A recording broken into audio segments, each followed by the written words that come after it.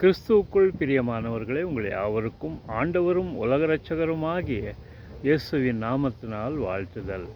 2000 வருஷத்துக்கு முன்பதாக ஆண்டவராகிய இயேசு இந்த உலகத்தில் மனுக்குல விடுதலைக்காக தன்னையே தான் பலியாக ஒப்பு கொடுத்தார்.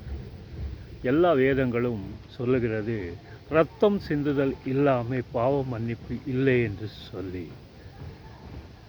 2000 வருஷத்துக்கு முன்பதாக மனுக்குலத்துக்கு விடுதலை ஆண்டவராகிய இயேசு தன் சரீரத்தில் இரத்தம் சிந்துதல் மூலியமாக கொடுத்தார். இந்தியா தேசத்துக்கு சுதந்திரம் கிடைத்தது.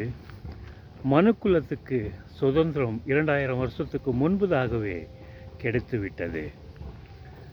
ஆண்டவராகிய இயேசுவே சொந்த இரட்சகராக ஏற்றுக்கொள்கிற அத்தனை பேரும் பாவத்திலிருந்து விடுதலை பெறுகிறார்கள்.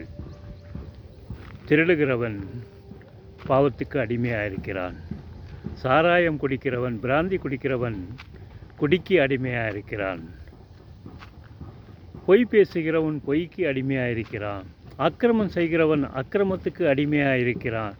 மொத்தத்தில் பாவம் செய்கிறவன் பாவத்துக்கு அடிமை என்று சொல்லி பரிசுத்த வேதம் சொல்லுகிறது. பாவத்திலிருந்து விடுபட வேண்டும் என்று சொன்னால் ஆண்டவராகிய இயேசுவை சொந்த இரட்சகராக ஏற்றுக்கொள்ள வேண்டும்.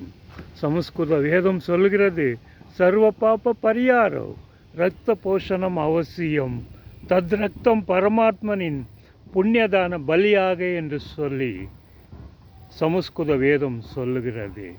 அருமையானவர்களே, பாவ விமோசனத்துக்கு ஆண்டவராகிய இயேசு ஒருவர் தான் வழி.